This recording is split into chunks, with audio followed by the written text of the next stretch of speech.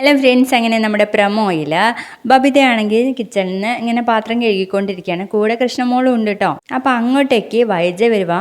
വൈജ ഇങ്ങനെ തുറച്ചു നോക്കുക കേട്ടോ, ബബിത ഇങ്ങനെ പാത്രം കഴുകിക്കൊണ്ടിരിക്കുന്നത്. ഇതിനൊക്കെ ആയിട്ട് ഇവിടെ ഒരാളെ നിർത്തിയിട്ടുണ്ട് എന്നങ്ങ് പറയുമ്പോൾ നമ്മുടെ ബബിത പറയും, ഞാൻ കഴിച്ച പ്ലേറ്റ് ഞാൻ തന്നെ കഴുകിക്കോളാം, അമ്മയൊന്നും മെനക്കെട്ടിരുന്നെങ്കിലേ അവരെ ഇവിടുന്ന് പറഞ്ഞു വിട്ടേക്കാം എന്ന് പറയുമ്പോൾ നമ്മുടെ വൈജയ്ക്ക് അത് തീരെ പിടിക്കണില്ല കേട്ടോ. വൈജ പറയും, അതെ, നീയൊക്കെ ജോലി ചെയ്ത് സമ്പാദിച്ചു വരുന്ന കാലം നിന്റെയൊക്കെ കീഴിൽ ഞാൻ ജീവിച്ചിട്ടുണ്ടെങ്കിൽ അന്ന് നീ പറയുന്നതൊക്കെ ഞാൻ കേൾക്കാം. ഇപ്പോ അത് പറ്റില്ല, ഞാൻ പറയുന്നത് കേട്ട് ജീവിക്കാനേ നിനക്കൊക്കെ പറ്റൂ എന്ന് കൈ ചൂണ്ടിയൊക്കെ സംസാരിക്കുകയാണ്.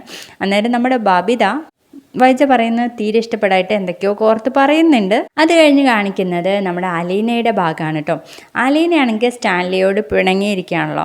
അന്നേരം വല്യപ്പച്ചനും അലീനയും കൂടെ ഭക്ഷണം കഴിക്കാനിരിക്കുക. സ്റ്റാൻലിയെ കണ്ടതും അപ്പോഴേക്കും സ്പൂണും ഫോർക്കൊക്കെ എടുത്ത് വെക്കുകയാണ് കേട്ടോ നമ്മുടെ അലീനയ്ക്കാണെങ്കിൽ അങ്ങനെയൊന്നും കഴിക്കുന്നത് തീരെ ഇഷ്ടമല്ല.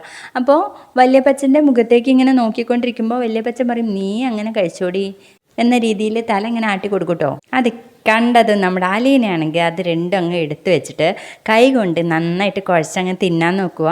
അപ്പോഴേക്കും സ്റ്റാൻലി വന്നിരിക്കണുണ്ടേ. സ്റ്റാൻലി ഇത് കണ്ടതും, അലീന, ഞാൻ പറഞ്ഞത് നിനക്ക് കേൾക്കാൻ പറ്റില്ല എന്ന് ചോദിക്കുമ്പോൾ അങ്ങനെ ആകപ്പാട് അന്തം വിട്ടൊരു നോട്ടം ഉണ്ട് കേട്ടോ നമ്മുടെ അലീനയ്ക്ക്. ഇത്രയും കാണിച്ചുകൊണ്ടാണ് കേട്ടോ ഇന്നത്തെ പ്രൊമോ കഴിഞ്ഞിട്ടുള്ളത്.